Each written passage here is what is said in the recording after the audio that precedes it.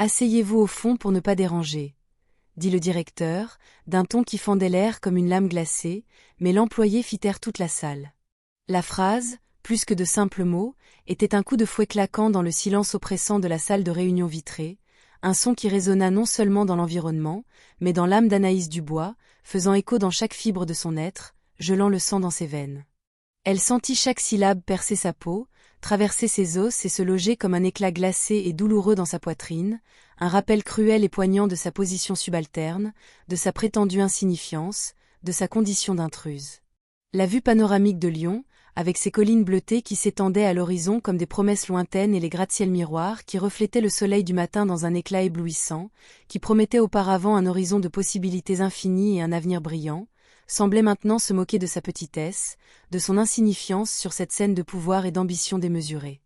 Le docteur Antoine Lefebvre, le directeur, un homme qui incarnait l'arrogance dans son costume impeccable de coupe italienne et un sourire forcé qui dissimulait à peine le profond mépris qu'il ressentait pour ceux qu'il considérait inférieurs, désigna d'un geste désinvolte et presque dédaigneux la dernière chaise. Ce n'était pas seulement la dernière, c'était la plus cachée, presque engloutie par l'ombre d'une robuste colonne de béton, un endroit réservé à ceux qui ne devaient pas être vus, encore moins entendus, un coin pour les oubliés, pour ceux qui n'avaient pas de voix. Anaïs Dubois, avec ses 28 ans fraîchement accomplis, était la plus jeune membre de l'équipe de développement logiciel de la prestigieuse Innovatech. Une entreprise dont elle rêvait de faire partie depuis l'université, un rêve nourri par des années d'études et de sacrifices. C'était, ironiquement, sa première réunion générale, le moment qu'elle avait imaginé comme sa grande première, son opportunité de briller. Elle s'était préparée avec une dévotion presque fébrile pendant des jours et des nuits, plongeant dans chaque ligne de code, disséquant chaque rapport, rêvant de contribuer avec des idées fraîches, de montrer la valeur de son esprit brillant et innovant, de laisser sa marque. Son sac à dos, lourd d'annotations méticuleuses et d'un ordinateur portable fraîchement acheté avec ses économies durement gagnées, semblait maintenant un fardeau d'espoirs écrasés, un poids insupportable sur ses épaules, un présage de désillusion. Mais la voilà, reléguée au rôle de simple figurante, une ombre, avant même que l'orchestre de la réunion ne commence à jouer ses notes de pouvoir et de stratégie. Ses yeux, qui quelques minutes auparavant brillaient de l'attente scintillante d'un nouveau départ, d'un avenir prometteur et plein de défis, portaient maintenant une ombre dense d'humiliation, un voile de larmes non versées qui brouillait sa vision, rendant le monde autour d'elle indistinct. Elle déglutit difficilement, sentant le nœud dans sa gorge se serrer, une boule amère qui empêchait le passage de tout mot, de toute protestation, de tout cri de révolte. Chaque pas qu'elle faisait vers cette chaise isolée était un acte de courage silencieux, un défi à la gravité qui semblait la tirer vers le sol, vers l'oubli, vers l'annulation de sa propre existence. La tête haute, oui, mais le cœur, le cœur était en morceaux, brisé sur le sol de marbre poli de cette salle impitoyable, un écho de sa dignité blessée, de son âme déchirée. La réunion se poursuivit, un défilé interminable de présentations grandioses sur de nouveaux projets, de graphiques colorés qui promettaient des profits stratosphériques et des objectifs ambitieux qui semblaient inatteignables, un spectacle d'autoproclamation. Anaïs Dubois, bien que physiquement présente, se sentait comme un fantôme, une entité invisible qui observait le monde à travers un voile de douleur et de ressentiment, une spectatrice de son propre malheur. Ses idées, qui bouillonnait dans son esprit comme un chaudron d'innovation et de solutions créatives, semblait maintenant insignifiante, de simples murmures inaudibles face à la grandeur des plans présentés par les collègues plus expérimentés, des hommes et des femmes qui parlaient avec la confiance inébranlable de ceux qui avaient déjà conquis leur place au soleil, de ceux qui n'avaient rien à prouver à personne, de ceux qui détenaient le pouvoir. Elle essayait, de toutes ses forces, de se concentrer, d'absorber les informations, mais la voix du directeur, qui l'avait auparavant humiliée avec tant de cruauté, semblait maintenant un bourdonnement lointain, un bruit irritant qui se mêlait aux battements accélérés et douloureux de son propre cœur, une symphonie d'angoisse et de désespoir. À chaque diapositive qui passait, à chaque graphique projeté sur l'écran, à chaque objectif ambitieux annoncé avec pompe et circonstance, Anaïs Dubois se sentait plus petite, plus insignifiante, comme un grain de sable sur une plage infinie, sur le point d'être emportée par la marée de l'indifférence et de l'oubli. Elle se demandait, avec une angoisse croissante qui lui serrait la poitrine, si elle avait commis une erreur monumentale en acceptant ce poste, si ses ambitions étaient trop grandes, disproportionnées par rapport à sa capacité, à son inexpérience dans cet environnement hostile et compétitif, si elle appartenait vraiment là, s'il y avait une place pour elle dans ce monde. Le doute, comme un parasite vorace, rongeait son âme, minant sa confiance en elle, et l'humiliation initiale, loin de diminuer avec le temps, se transformait en une plaie ouverte, pulsante, qui menaçait de saigner chaque nouveau jour, chaque nouvelle interaction, chaque nouveau regard de mépris. Ce n'était que le début de son parcours chez Innovatech, et Anaïs Dubois ressentait déjà le poids écrasant d'un monde qui semblait déterminé à l'écraser, à la faire taire pour toujours, à effacer son existence. La sensation d'être une intruse, une pièce déplacée, était presque insupportable, mais une petite flamme de rébellion commençait à brûler en elle, une promesse silencieuse qu'elle ne se rendrait pas si facilement, qu'elle se battrait jusqu'au bout. Les jours suivants chez Innovatech furent un flou gris de tâches répétitives et de regards de dédain, chacun d'eux une petite poignardée dans son estime de soi déjà blessée, un rappel constant et cruel de sa position inférieure, de sa prétendue inadaptation, de sa condition de simple pion dans un jeu d'échecs corporatif. Anaïs Dubois était constamment ignorée lors des discussions d'équipe, ses suggestions, aussi brillantes et bien fondées fussent-elles, étaient écartées d'un revers de main, sans même être considérées, comme de simples bruits sans importance, des idées d'une enfant naïve et inexpérimentée. Elle passait des heures entières à son bureau, un petit cube exigu et isolé dans un coin oublié du bureau, presque comme une punition, programmant des lignes de code qui semblaient interminables, une toile complexe de commandes qui s'étendait sur des pages, tandis que ses collègues, dans un contraste cruel et douloureux, riaient et conversaient animément à la cafétéria, leurs voix et leurs rires résonnant comme une mélodie lointaine et inaccessible. Une invitation à une fête don. Elle était exclue, une étrangère dans son propre pays, une observatrice silencieuse d'une vie qui ne lui appartenait pas.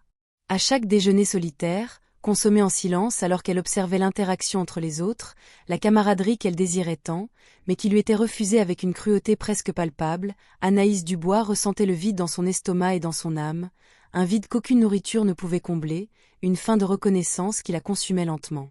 Elle voyait les groupes se former, les blagues internes qu'elle ne comprenait pas, les plans pour le week-end qui ne l'incluaient jamais, et se sentait comme une étrangère dans son propre pays, une observatrice invisible d'une vie qui ne lui appartenait pas, une pièce manquante du puzzle, un élément déplacé et indésirable. Un après-midi, alors qu'elle tentait de présenter une solution innovante pour un bug persistant qui tourmentait l'équipe depuis des semaines, un problème que personne d'autre ne parvenait à résoudre et qui retardait un projet crucial, elle fut brusquement interrompue par un collègue, un homme d'âge moyen avec un sourire ironique et un regard condescendant, qui la fit se sentir petite et insignifiante. « Anaïs Dubois, ma chère », dit-il, d'une voix onctueuse qui dégoulinait de fausseté et d'un ton paternaliste qui l'irritait profondément, « laissez les problèmes complexes à ceux qui s'y connaissent, d'accord ? Vous êtes nouvelle ici, vous avez encore beaucoup à apprendre.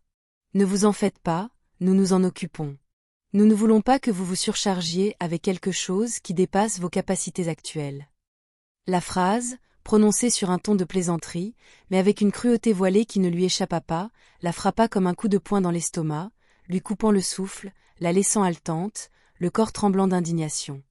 Elle sentit son visage rougir, une rougeur de honte et de colère qui montait le long de son cou, les larmes menaçant de jaillir, brûlant ses yeux, mais elle refusa de pleurer devant eux, de leur donner la satisfaction de la voir s'effondrer, de la voir faible et vulnérable.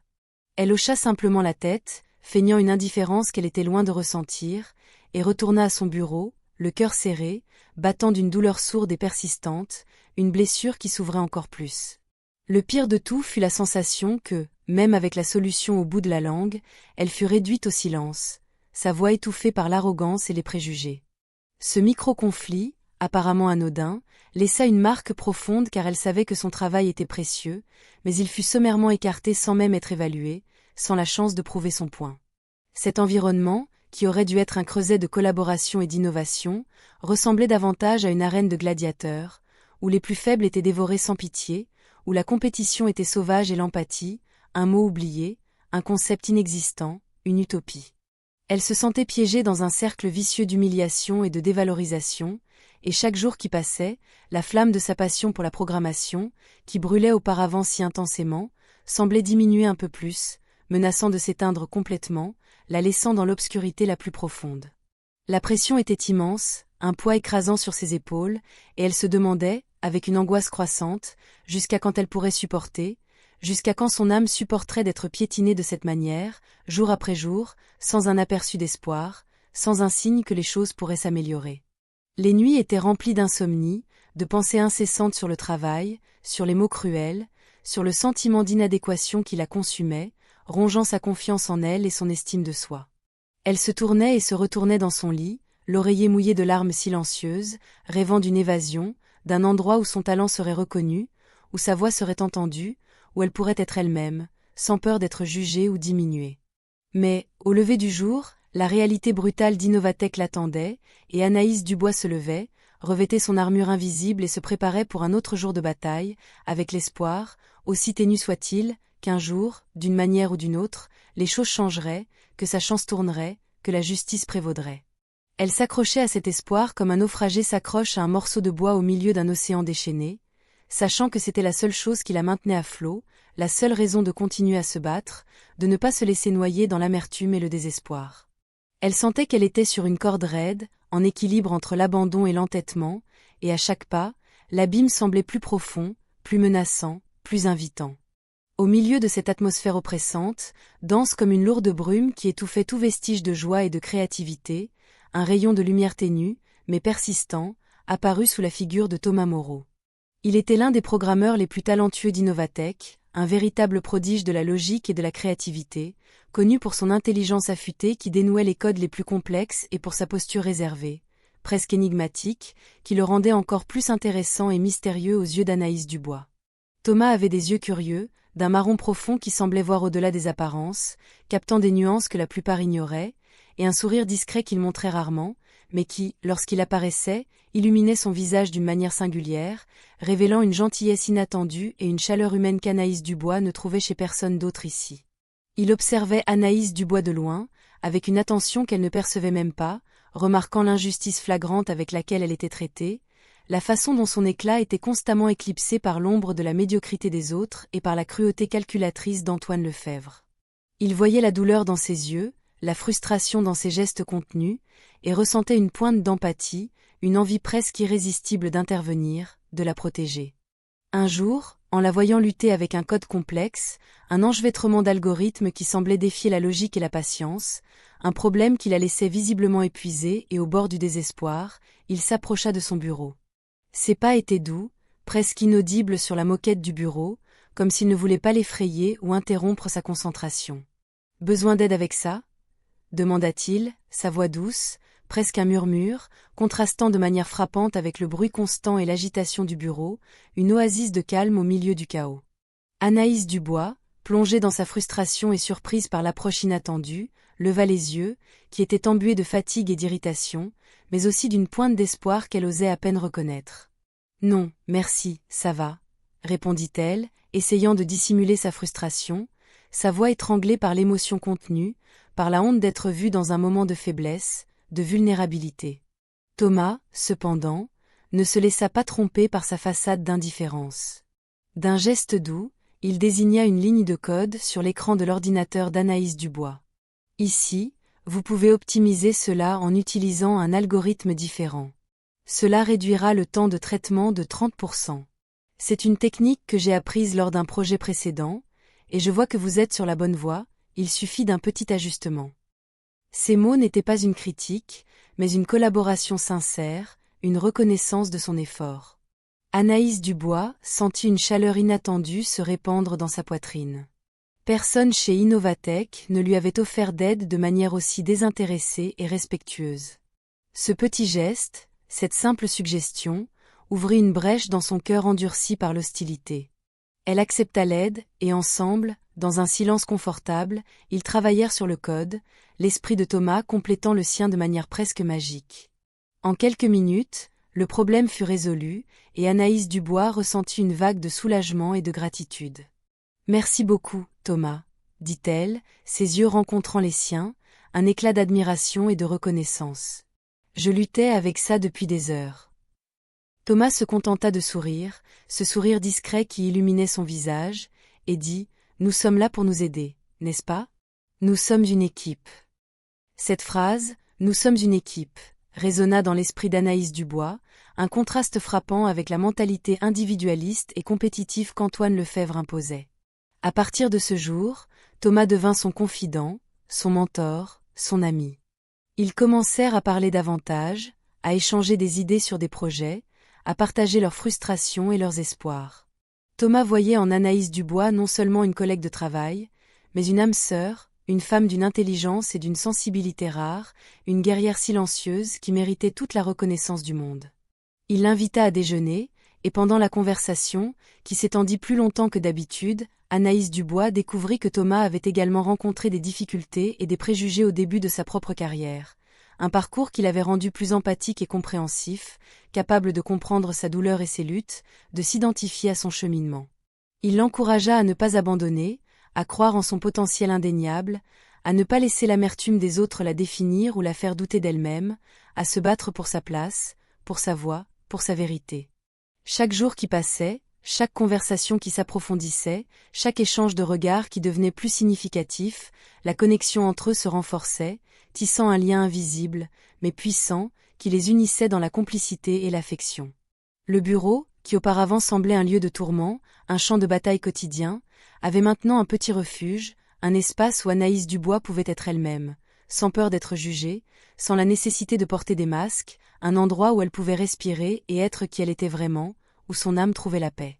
La romance entre eux, encore naissante, délicate comme un bouton de rose sur le point d'éclore, fleurissait lentement, au milieu de la douleur et de l'adversité, comme une fleur rare et résiliente qui trouve son chemin au milieu du désert aride, défiant toutes les probabilités et fleurissant contre toutes les attentes.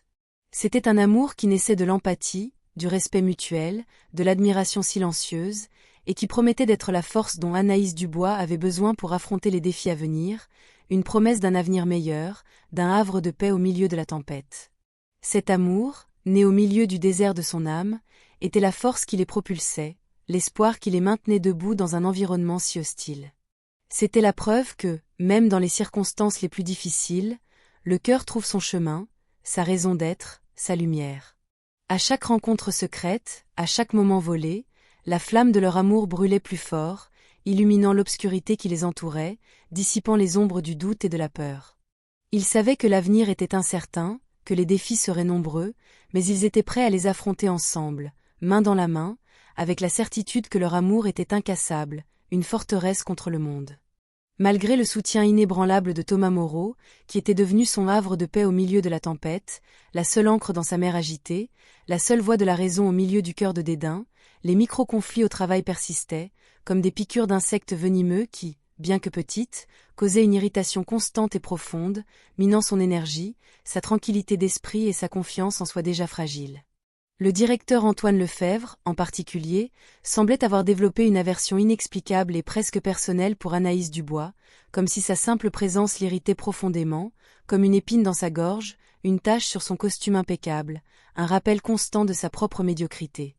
Il l'ignorait ostensiblement lors des réunions, comme si elle était invisible, un fantôme dans l'environnement, un objet inanimé, lui attribuant les tâches les plus fastidieuses et inintéressantes, celles que personne d'autre ne voulait faire, les travaux les plus ingrats et répétitifs, qui exigeaient du temps, mais pas d'intelligence, et, à une occasion particulièrement cruelle, il alla même jusqu'à insinuer, avec un sourire cynique et un regard moqueur qui la fit se sentir petite et humiliée, qu'elle n'avait été embauchée que par quota.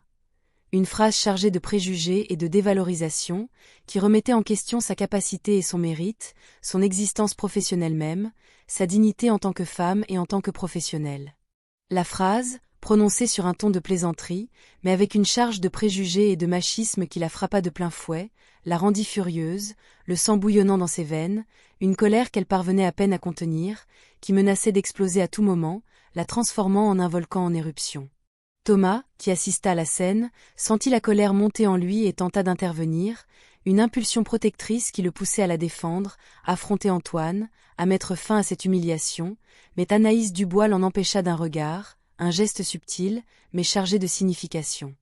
Elle savait qu'une confrontation directe à ce moment-là ne ferait qu'empirer les choses, donnerait à Antoine la satisfaction de la voir réagir, de la voir s'effondrer.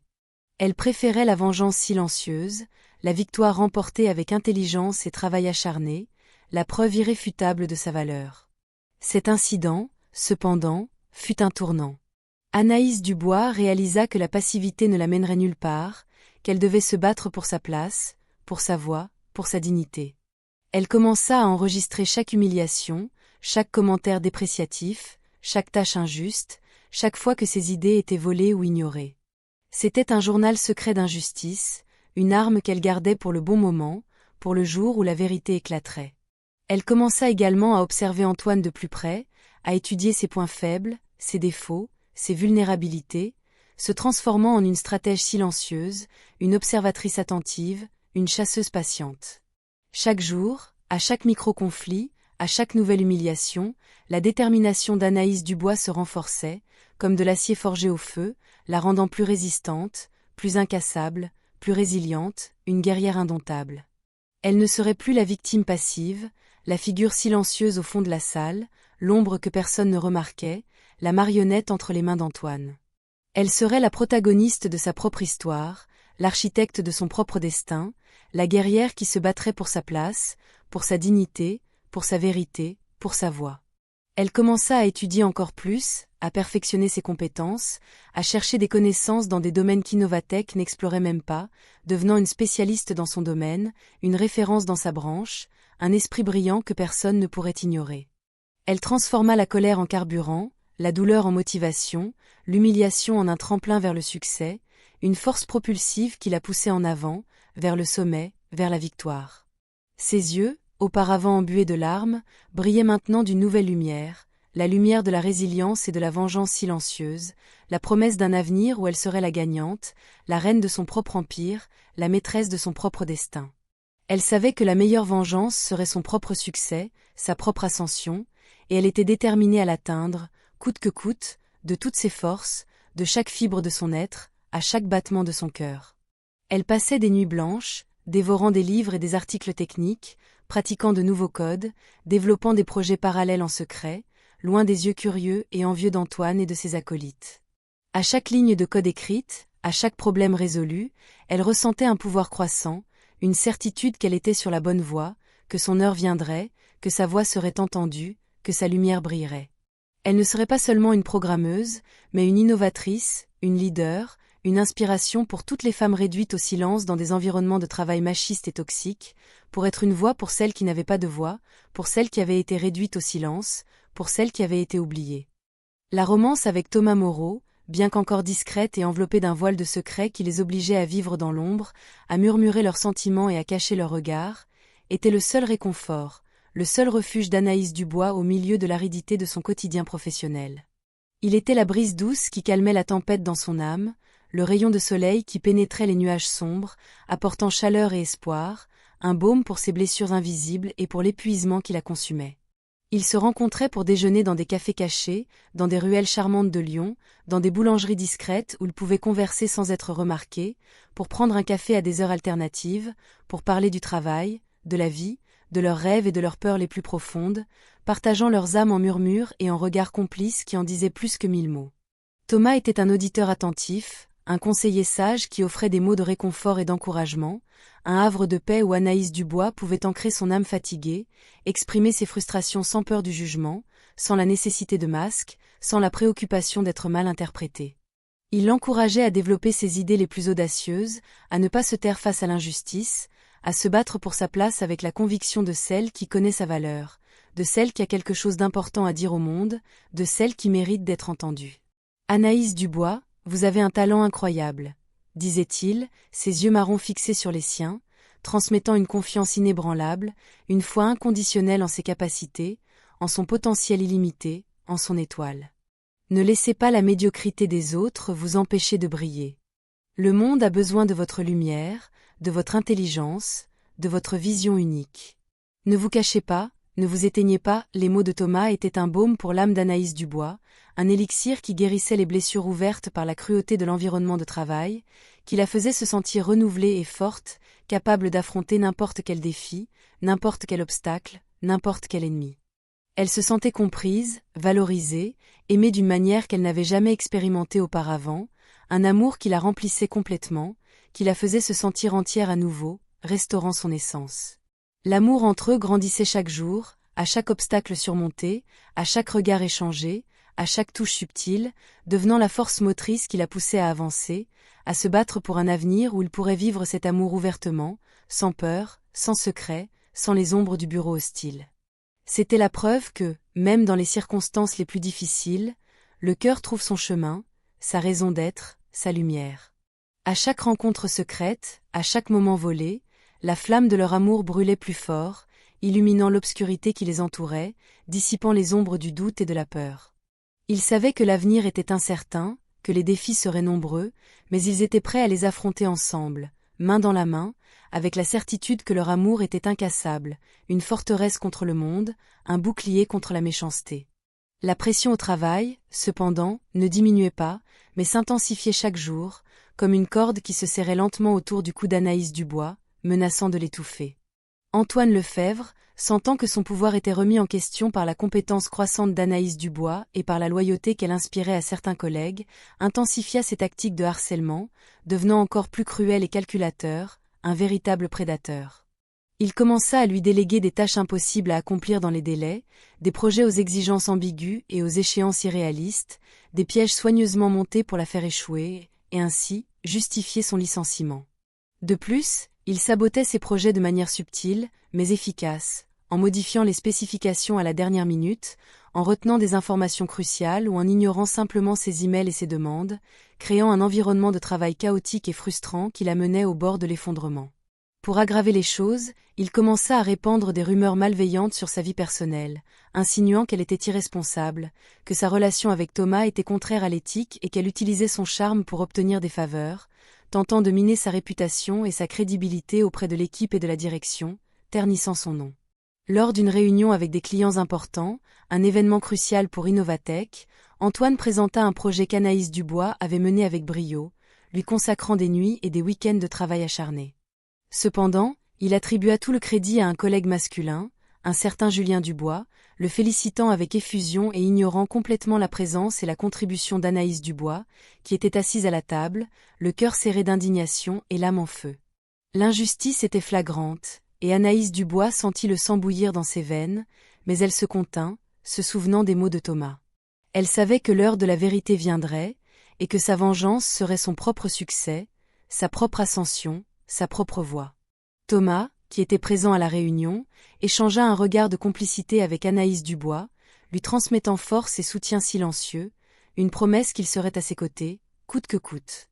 Il savait à quel point elle avait travaillé sur ce projet, à quel point elle s'était dévouée, et ressentait la même indignation, la même colère, la même envie de crier la vérité. Après la réunion, il la chercha, lui offrant son épaule et ses mots de réconfort. « Ne vous inquiétez pas, Anaïs Dubois, dit-il, d'une voix douce, mais ferme. La vérité finit toujours par éclater. Et quand cela arrivera, tous verront votre valeur, votre talent, votre force. N'abandonnez pas, mon amour. » Les mots de Thomas étaient un baume pour l'âme d'Anaïs Dubois, un rappel qu'elle n'était pas seule, qu'elle avait quelqu'un à ses côtés, quelqu'un qui croyait en elle inconditionnellement, quelqu'un qui voyait sa lumière même dans l'obscurité la plus profonde. Mais la cruauté d'Antoine Lefèvre ne s'arrêta pas là. Elle s'intensifia, prenant des contours encore plus pervers et calculateurs, comme s'il était déterminé à briser l'esprit d'Anaïs Dubois une fois pour toutes. Il commença à isoler Anaïs Dubois encore davantage, la retirant de projets importants et stratégiques, ce qui aurait pu donner de la visibilité à son talent, l'excluant délibérément des emails et des réunions cruciales où les décisions étaient prises et les informations vitales partagées. Dans un acte de mesquinerie encore plus grand, il déplaça son bureau dans un coin encore plus reculé et oublié du bureau, près du dépôt de matériel de nettoyage, comme si elle était un vieux meuble inutile, un obstacle à cacher. L'odeur de produits chimiques et le mouvement constant des chariots de nettoyage étaient un rappel quotidien de sa dévalorisation, de sa marginalisation. Il la forçait à travailler à des heures inhabituelles, exigeant des rapports détaillés sur des tâches triviales et sans importance, seulement pour les critiquer ensuite publiquement, ridiculisant son effort et son dévouement, l'exposant au sarcasme de ses collègues. Anaïs Dubois, ça ressemble à un travail de stagiaire. Vous ne pouvez pas faire quelque chose de décent ? Vociférait-il, avec un sourire moqueur, devant d'autres employés, la faisant se sentir petite et incompétente. Chaque jour, Anaïs Dubois se sentait plus épuisée, plus démotivée, comme si elle luttait contre une marée implacable qui la tirait vers le fond, vers l'obscurité du désespoir. Le stress commença à affecter sa santé de manière alarmante, provoquant une insomnie chronique, des maux de tête constants qui lui martelaient les tempes et une sensation d'anxiété qui l'accompagnait à tout moment, transformant sa vie en un tourment. Elle se demandait si cela valait la peine de continuer, si sa passion pour la programmation serait suffisante pour surmonter une telle adversité, si elle aurait la force de résister à cette guerre psychologique. La voix de Claire, son amie la plus proche, résonnait dans son esprit, l'encourageant à abandonner, à chercher un endroit où elle serait valorisée, où son talent serait reconnu, où elle pourrait être heureuse. Anaïs Dubois, vous ne méritez pas ça. Partez avant qu'ils ne vous détruisent complètement. Suppliait Claire lors de leurs appels nocturnes, inquiète pour son amie. Mais l'entêtement d'Anaïs Dubois, alimenté par la colère et la détermination de prouver sa valeur, l'empêchait de céder. Elle s'accrochait à l'image de Thomas Moreau, à l'amour qui les unissait, comme la seule lumière au milieu de l'obscurité qui l'entourait, la seule raison de continuer à se battre. Elle savait qu'elle devait trouver un moyen de renverser la situation, d'exposer la vérité, de se battre pour sa dignité et pour son avenir, pour sa propre santé mentale. À chaque nouvelle injustice, la flamme de sa rébellion brûlait plus fort, transformant la douleur en un puissant carburant pour son ascension, pour sa vengeance. Elle ne serait pas brisée, elle renaîtrait de ses cendres, plus forte et plus déterminée que jamais. Dans un acte de désespoir et pour tenter de miner encore plus le moral d'Anaïs Dubois, Antoine Lefèvre commença à attribuer les projets les plus intéressants et stimulants, ce qu'Anaïs Dubois avait montré intéressée et capable de diriger, à Julien Dubois, le même collègue qui l'avait félicité lors de la réunion avec les clients. Julien, un homme ambitieux et sans scrupules, acceptait les projets avec un sourire victorieux, sachant qu'il bénéficiait de l'injustice commise contre Anaïs Dubois. Il commença même à se vanter de ses projets devant elle, décrivant les détails et les défis comme s'il s'agissait de ses propres réalisations, avec un ton qui frôlait la provocation. « Ah, Anaïs Dubois, vous ne savez pas ce que vous manquez. Ce nouveau projet est fascinant, plein de défis que seuls les meilleurs peuvent résoudre, » disait-il, avec un regard de supériorité, tandis qu'Anaïs Dubois ressentait une pointe de douleur et de colère dans sa poitrine. L'humiliation était constante, et Anaïs Dubois se voyait obligée d'assister en spectatrice à l'ascension de Julien, propulsée par le vol de ses propres idées et le sabotage d'Antoine. Elle se sentait comme une prisonnière dans son propre esprit, observant le monde s'effondrer autour d'elle, sans pouvoir rien faire. Chaque jour, à chaque nouvelle provocation de Julien, à chaque regard de mépris d'Antoine, la flamme de sa passion pour la programmation semblait diminuer un peu plus, menaçant de s'éteindre complètement, la laissant dans l'obscurité la plus profonde. Mais, au fond de son âme, une petite voix murmurait « N'abandonnez pas. Votre heure viendra. Ils le regretteront. » Et cette voix, aussi faible fût-elle, était la seule chose qui la maintenait debout, la seule raison de continuer à se battre, de ne pas se laisser noyer dans l'amertume et le désespoir. Malgré toute la résilience et la flamme de rébellion qui brûlait dans sa poitrine, Anaïs Dubois sentait le poids de la solitude et de l'isolement professionnel s'intensifier chaque jour, comme une maladie silencieuse qui rongeait son âme. Antoine Lefèvre, avec son astuce et sa cruauté, avait réussi à créer une barrière invisible et presque infranchissable entre elle et le reste de l'équipe. Les collègues, auparavant simplement indifférents, l'évitaient maintenant activement, comme si elle était porteuse d'une peste, craignant les représailles du directeur, connu pour sa vengeance implacable. Des murmures et des regards furtifs l'accompagnaient dans les couloirs, et elle percevait que les rumeurs malveillantes répandues par Antoine faisaient leur effet, rongeant son image et sa crédibilité, la transformant en paria. Lors d'un déjeuner à la cafétéria, Anaïs Dubois tenta de se joindre à un groupe de programmeurs qui discutaient d'un nouveau framework, un sujet qu'elle maîtrisait et sur lequel elle avait des idées brillantes. En s'approchant, la conversation cessa abruptement, et les regards se détournèrent, certains avec pitié, d'autres avec un clair malaise, comme si elle avait envahi un espace sacré. L'un des collègues, un jeune homme nommé Théo, qui auparavant semblait plus réceptif et échangeait même quelques mots avec elle, balbutia une excuse bidon concernant un engagement urgent et se retira, emmenant le groupe avec lui, laissant Anaïs Dubois là, son plateau à la main, ressentant le vide de la pièce et le poids de l'exclusion, du rejet. Ce moment fut un coup dur, montrant que le harcèlement d'Antoine n'était pas seulement direct, mais aussi indirect, minant ses relations et son sentiment d'appartenance, l'isolant complètement. L'humiliation s'étendit au-delà des murs du bureau, envahissant sa vie personnelle et professionnelle de manière qu'elle n'aurait jamais imaginée. Lors d'un événement de réseautage de l'industrie technologique à Paris, pour lequel Anaïs Dubois avait été invitée par Antoine, mais avec la claire intention de l'isoler et de la rabaisser, elle se retrouva seule au milieu de centaines de professionnels, comme un poisson hors de l'eau. Antoine, également présent, tint à la présenter à quelques contacts importants, mais toujours avec un ton condescendant, minimisant ses réalisations et soulignant son inexpérience, son manque de savoir-faire. Voici Anaïs Dubois, notre nouvelle programmeuse junior, disait-il, avec un faux sourire qui n'atteignait pas ses yeux. Elle apprend encore les ficelles du métier, mais elle a du potentiel, qui sait, un jour elle y arrivera. Les mots étaient comme du poison, la disqualifiant avant même qu'elle ne puisse ouvrir la bouche pour parler de son travail, de ses idées, de ses ambitions.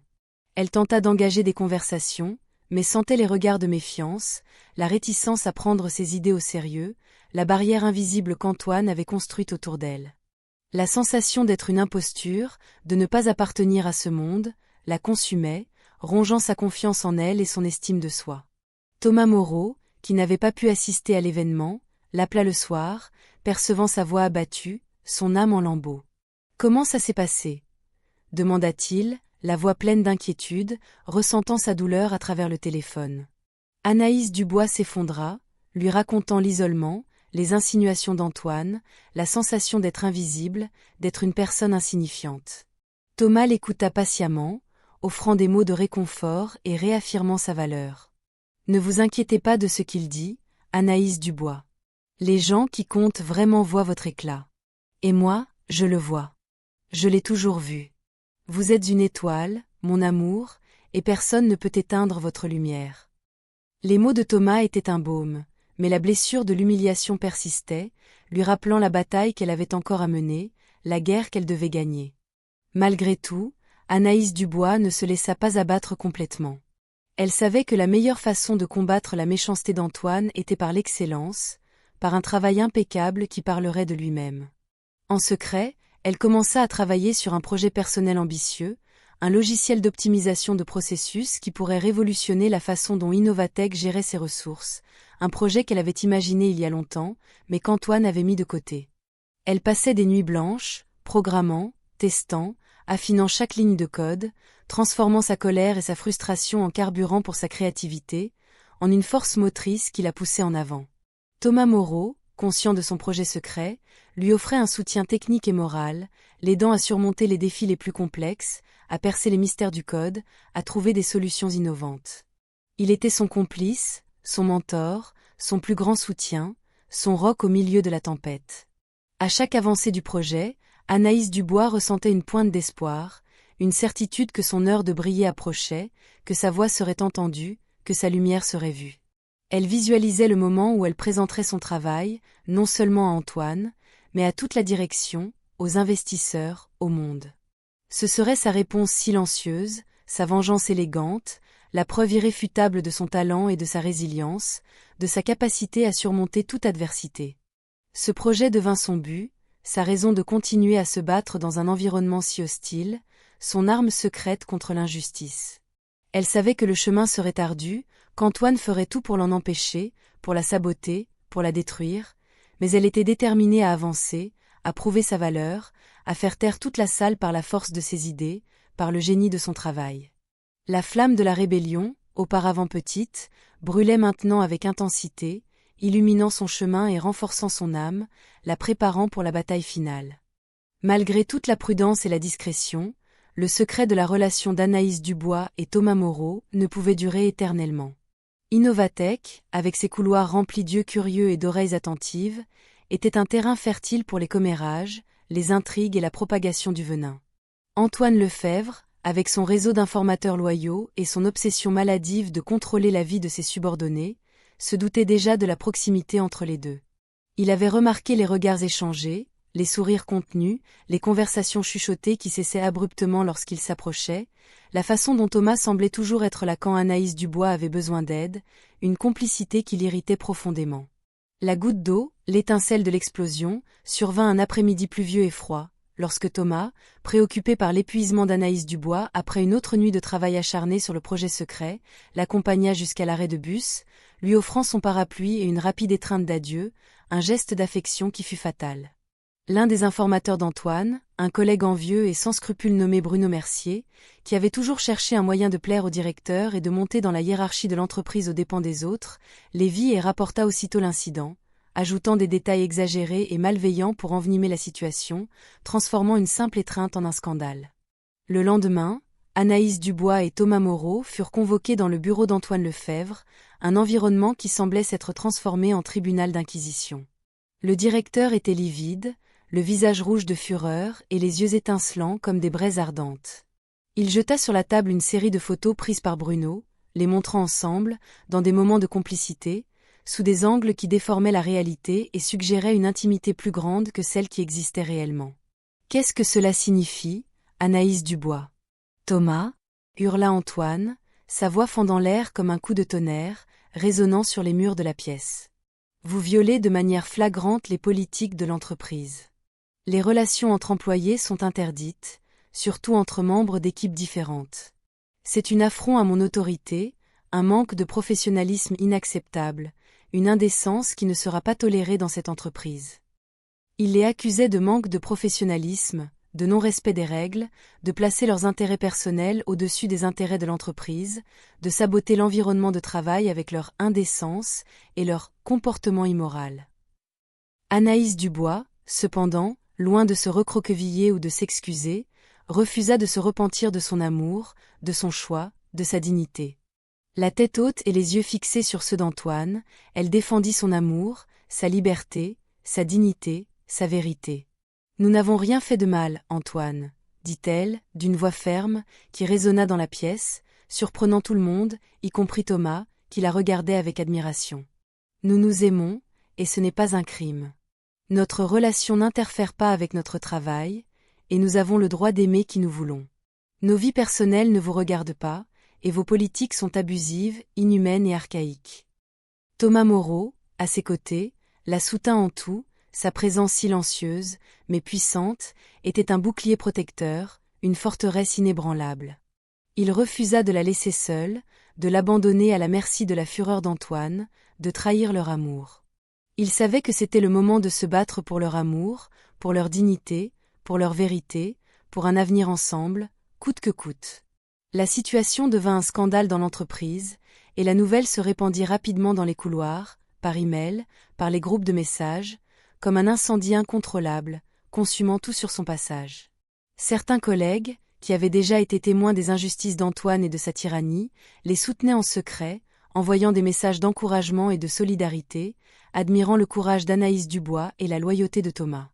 D'autres, craignant les représailles du directeur, les critiquaient ouvertement, ou se contentaient de garder le silence, observant la scène avec un mélange de curiosité et de peur, sans prendre parti, préoccupés par leur propre position et l'avenir de leur carrière. Mais la plupart étaient sous le choc, ne sachant comment réagir à une situation aussi explosive et inattendue, qui ébranlait les structures de l'entreprise.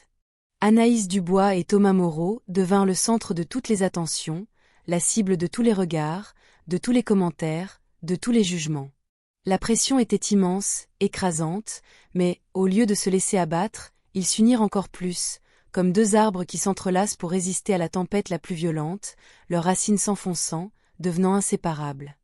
Ils savaient qu'ils devraient affronter les conséquences de leur choix, que le chemin à parcourir serait ardu et semé d'obstacles, mais ils étaient prêts à en payer le prix, à se battre pour leur amour, pour leur bonheur, coûte que coûte. Leur amour était plus fort que toute interdiction, toute menace, tout scandale. Ils étaient prêts à se battre pour leur amour, pour leur avenir, pour leur bonheur, coûte que coûte. Ce moment de crise, d'exposition, de vulnérabilité, paradoxalement, les renforça, cimentant encore plus leur union, les rendant inséparables, une force à reconnaître. Ils se regardaient, et dans leurs yeux, ils voyaient la promesse d'un avenir ensemble, un avenir qui valait la peine d'être combattu, un avenir qu'ils construiraient de leurs propres mains, défiant toutes les adversités, toutes les injustices, toutes les interdictions. Malgré la turbulence qui s'était installée chez Innovatech, avec le scandale de la relation d'Anaïs Dubois et Thomas Moreau et le licenciement imminent d'Antoine Lefèvre, qui était déjà un secret de polichinelle chuchoté dans chaque recoin des couloirs, Anaïs Dubois et Thomas Moreau continuèrent à travailler sur le projet du nouveau logiciel avec une détermination qui frôlait l'obsession, une force inébranlable qui les propulsait en avant, comme si leur vie en dépendait. Ils savaient que le succès du produit serait la meilleure réponse à Antoine, la preuve irréfutable de leur valeur, de leurs compétences, de leur passion pour l'innovation, et la manière la plus élégante de faire taire les critiques, de démasquer la supercherie, de prouver leur supériorité intellectuelle et morale. C'était leur vengeance silencieuse, leur façon de faire taire les critiques et de montrer au monde ce dont ils étaient capables, de prouver leur mérite et leur supériorité intellectuelle, de réécrire le récit qu'Antoine avait tenté d'imposer. Lors d'une des dernières réunions avant le lancement officiel, un événement de grande importance pour l'entreprise, qui compterait sur la présence d'investisseurs clés et de la haute direction, Antoine Lefèvre, toujours en poste, mais avec une réputation déjà ébranlée et son pouvoir diminué, un homme au bord de l'abîme, présenta le projet final.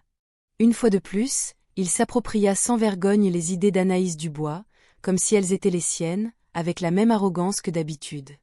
Il loua le travail de l'équipe, avec un sourire forcé qui dissimulait à peine sa nervosité et son insécurité, mais ignora complètement sa contribution, comme si elle n'avait jamais existé, comme si elle était une ombre insignifiante, un simple détail.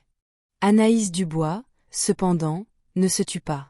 Elle sentit l'adrénaline parcourir ses veines, son cœur battant fort dans sa poitrine, un tambour de guerre qui annonçait la bataille finale, mais la voix intérieure qui la poussait était plus forte que toute peur, plus forte que toute hésitation, plus forte que toute menace. Elle leva la main, demandant la parole, un geste simple, mais chargé de signification, de courage, de défi, d'une rébellion qui avait mûri. « Excusez-moi, Antoine, » dit-elle, d'une voix calme, mais ferme, qui résonna dans la pièce, attirant l'attention de tous les présents, qui se tournèrent vers elle, surpris par son audace. Je voudrais faire quelques observations sur le projet, et présenter certaines fonctionnalités qui n'ont pas été mentionnées, qui sont cruciales pour le succès du produit et qui ont été développées par moi, avec la collaboration inestimable de Thomas Moreau. Antoine Lefèvre, surpris par l'audace d'Anaïs Dubois, tenta de l'interrompre, balbutiant des excuses évasives, essayant de détourner l'attention, mais elle continua, inébranlable, avec la détermination d'une rivière qui coule vers la mer, sans se laisser arrêter par les obstacles. Elle se leva, marcha jusqu'au centre de la pièce, et avec une clarté et une éloquence qui firent taire toute la salle, présenta ses idées, ses solutions, ses innovations, avec une maîtrise qui impressionna tout le monde. Elle montra, avec des graphiques et des démonstrations en direct, quel était le véritable esprit derrière ce projet, la véritable force motrice d'Innovatech, l'âme du logiciel, la créatrice de son essence. Elle révéla des détails techniques que seule elle connaissait, des fonctionnalités que seule elle avait développées, et qu'Antoine avait commodément omises, tentant de lui voler son crédit et sa gloire, sa propre identité professionnelle. L'auditoire, composé d'investisseurs importants, de directeurs de l'entreprise et de collègues de travail, fut sous le choc. Il n'avait jamais vu Anaïs Dubois s'exprimer de cette manière, avec tant de confiance, tant de détermination, tant de passion, tant de maîtrise, tant d'autorité, tant de vérité. Antoine Lefèvre, quant à lui, était livide, son visage pâle et en sueur, ses yeux écarquillés de panique, sa supercherie démasquée devant tous, son masque tombant. Il tenta de l'interrompre, tenta de la disqualifier, tenta de la rabaisser, mais Anaïs Dubois ne se laissa pas abattre. Elle continua à parler, à exposer la vérité, à se battre pour sa reconnaissance, pour sa place légitime, pour sa dignité, pour son honneur, pour sa voix. À chaque mot, à chaque diapositive, à chaque démonstration, la supercherie d'Antoine se défaisait, révélant la vérité nue et crue, la manipulation et le vol d'idées, la cruauté de ses actions, la pourriture de son caractère. Ce moment fut un tournant dans la vie d'Anaïs Dubois, l'apogée de son parcours de dépassement, le point de bascule qui changerait tout, non seulement pour elle, mais pour Innovatech. Elle avait surmonté ses peurs les plus profondes, ses insécurités les plus enracinées, ses humiliations les plus douloureuses. Elle était devenue la femme qu'elle avait toujours rêvé d'être, une femme forte, déterminée, courageuse, qui ne se taisait pas face à l'injustice, qui se battait pour ses idéaux, qui défendait sa vérité, qui inspirait tous ceux qui l'entouraient. Innovatech, qui était auparavant un lieu de tourment, d'injustice, d'oppression, était maintenant un lieu de triomphe, de rédemption, de justice, un nouveau départ, une nouvelle ère. Anaïs Dubois avait conquis sa place, sa reconnaissance, son respect, non par faveur, mais par mérite, par sa propre capacité et résilience, par sa force intérieure, par sa lumière. Et l'amour de Thomas Moreau, qui était auparavant un secret, était maintenant une célébration, un témoignage que la vérité et l'amour prévalent toujours, trouvent toujours leur chemin, triomphent toujours sur l'obscurité, sur la méchanceté, sur l'injustice.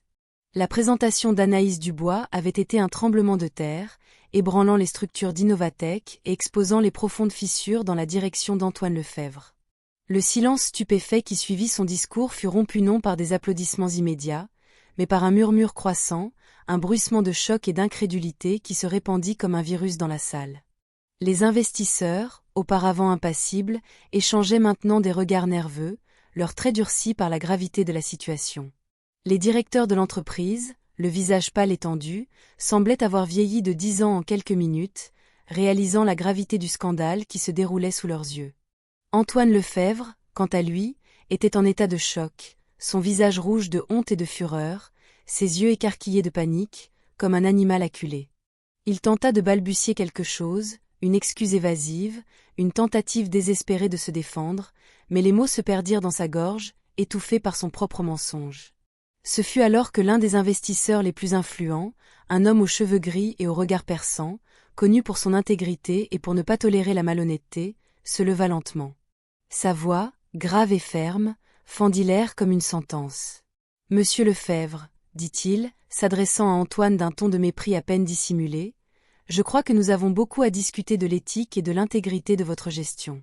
Et, mademoiselle Dubois, votre présentation a été non seulement brillante, mais révélatrice. Je vous remercie de votre courage. » À partir de ce moment, la salle se transforma en un tribunal improvisé.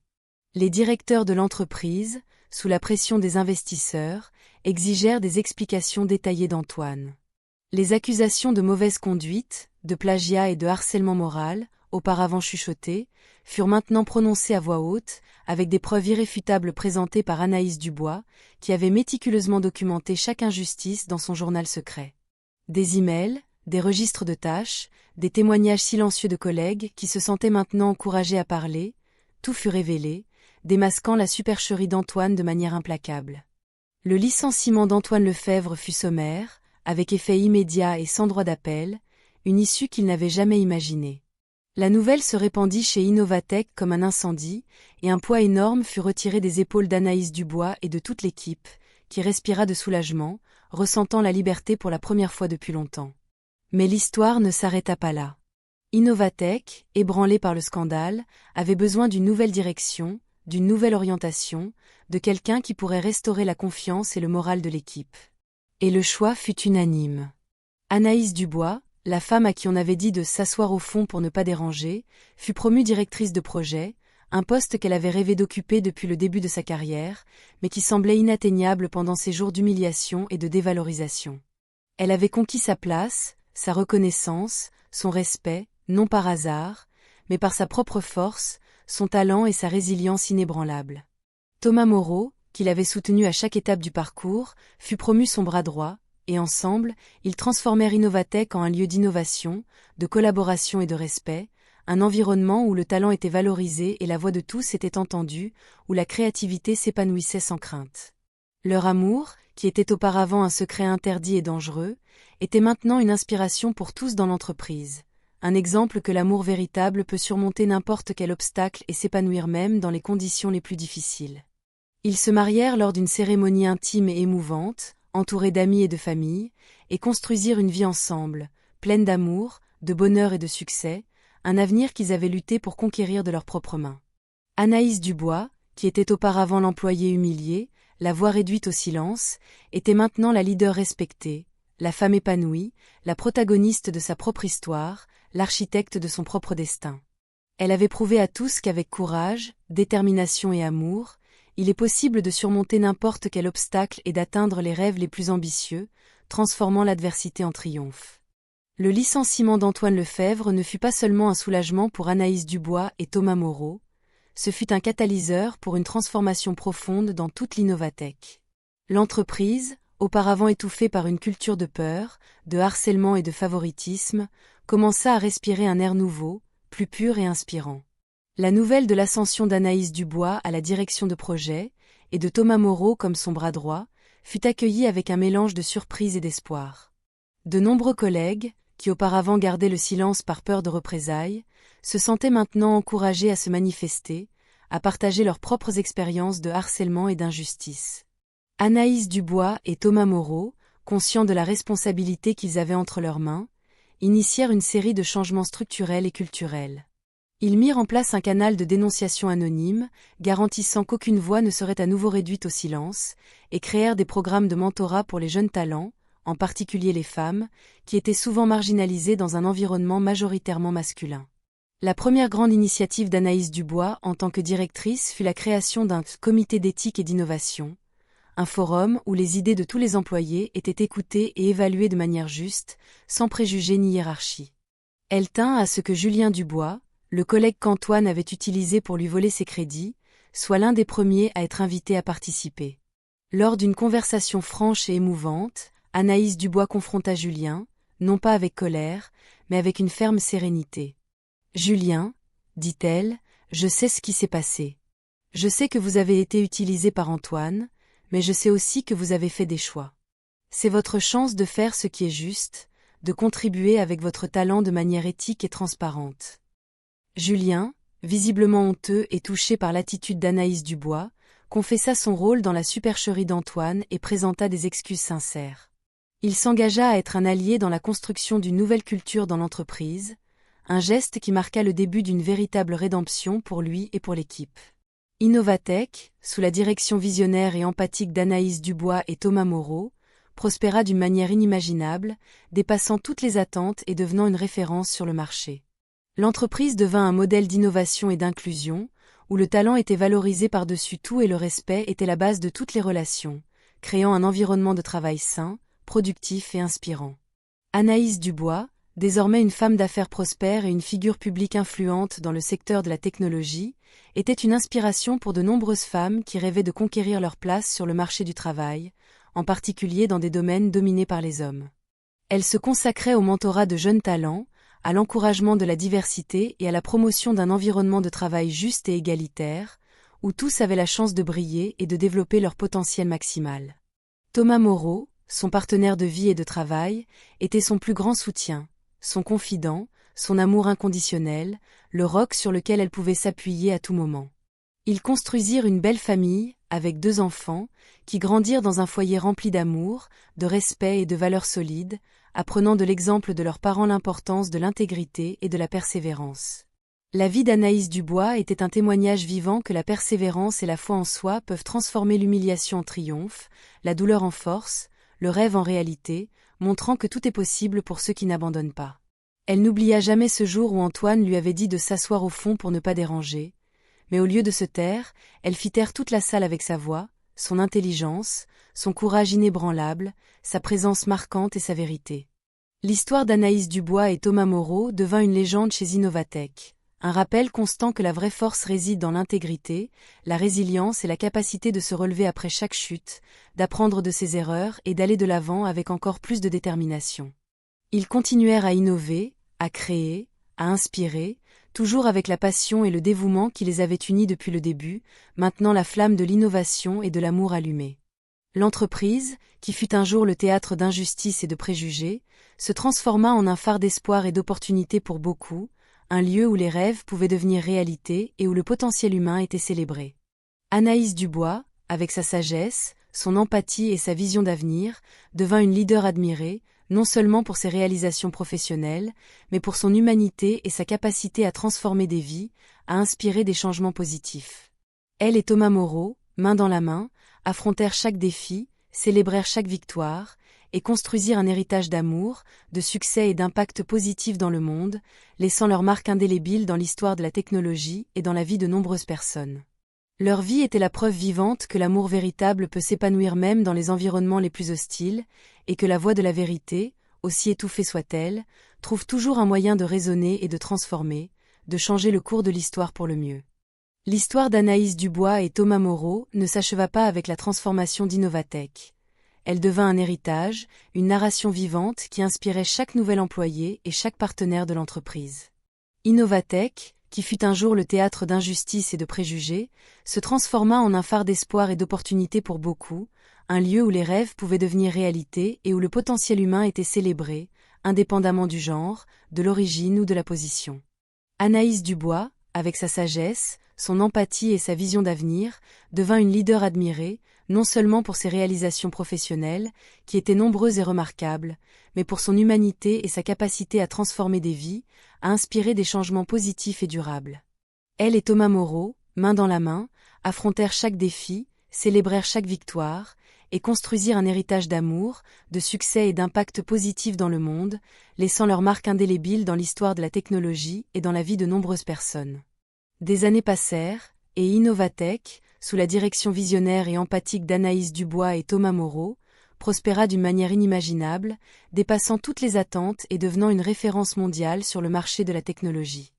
Ils étendirent l'entreprise à d'autres pays, en maintenant toujours les valeurs de respect, d'innovation et d'inclusion comme piliers fondamentaux.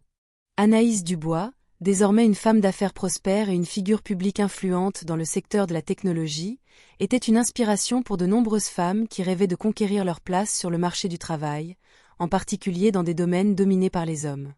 Elle se consacrait au mentorat de jeunes talents, à l'encouragement de la diversité et à la promotion d'un environnement de travail juste et égalitaire, où tous avaient la chance de briller et de développer leur potentiel maximal. Thomas Moreau, son partenaire de vie et de travail, était son plus grand soutien, son confident, son amour inconditionnel, le roc sur lequel elle pouvait s'appuyer à tout moment. Ils construisirent une belle famille, avec 2 enfants, qui grandirent dans un foyer rempli d'amour, de respect et de valeurs solides, apprenant de l'exemple de leurs parents l'importance de l'intégrité, de la persévérance et du courage de lutter pour ce qui est juste. La vie d'Anaïs Dubois était un témoignage vivant que la persévérance et la foi en soi peuvent transformer l'humiliation en triomphe, la douleur en force, le rêve en réalité, montrant que tout est possible pour ceux qui n'abandonnent pas. Elle n'oublia jamais ce jour où Antoine Lefèvre lui avait dit de s'asseoir au fond pour ne pas déranger, mais au lieu de se taire, elle fit taire toute la salle avec sa voix, son intelligence, son courage inébranlable, sa présence marquante et sa vérité. Innovatech devint un cas d'étude dans les universités et les écoles de commerce, non seulement pour ses résultats financiers impressionnants, mais pour la culture organisationnelle qu'Anaïs Dubois et Thomas Moreau avaient cultivée. Ils prouvèrent qu'il est possible de construire un empire sans écraser personne, que l'empathie et l'éthique peuvent être aussi puissantes que l'ambition et la compétitivité. Lors d'une interview pour un magazine d'affaires renommé, Anaïs Dubois fut interrogée sur le secret de son succès. Avec un sourire serein et un éclat dans les yeux, elle répondit « Le secret est de ne jamais douter de votre valeur, même quand le monde essaie de vous rabaisser. C'est de trouver votre voie et de l'utiliser pour le bien, pour inspirer, pour transformer. Et, par-dessus tout, c'est d'avoir à vos côtés quelqu'un qui croit en vous inconditionnellement, quelqu'un qui vous rappelle votre force quand vous l'oubliez. » Thomas Moreau, assis à ses côtés, lui tint la main, un geste silencieux qui en disait long sur l'amour et le partenariat qui les unissait. L'histoire d'Anaïs Dubois et Thomas Moreau devint un conte de fées moderne, non pas avec des princesses et des princes, mais avec des programmeurs et des leaders qui défièrent les adversités, qui luttèrent pour leurs idéaux et qui construisirent un avenir meilleur, non seulement pour eux-mêmes, mais pour tous ceux qui les entouraient. Ils prouvèrent que la véritable innovation ne réside pas seulement dans la technologie, mais dans la façon dont les gens se relient, se respectent et se soutiennent.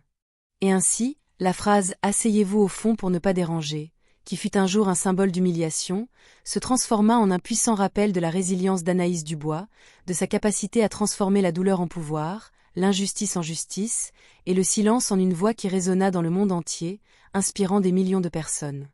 Leur héritage n'était pas seulement celui du succès professionnel, mais celui d'un amour qui s'épanouit au milieu de l'adversité, d'un partenariat qui construisit un monde meilleur, et d'une vérité qui, malgré toutes les tentatives de la faire taire, trouva toujours son chemin pour briller.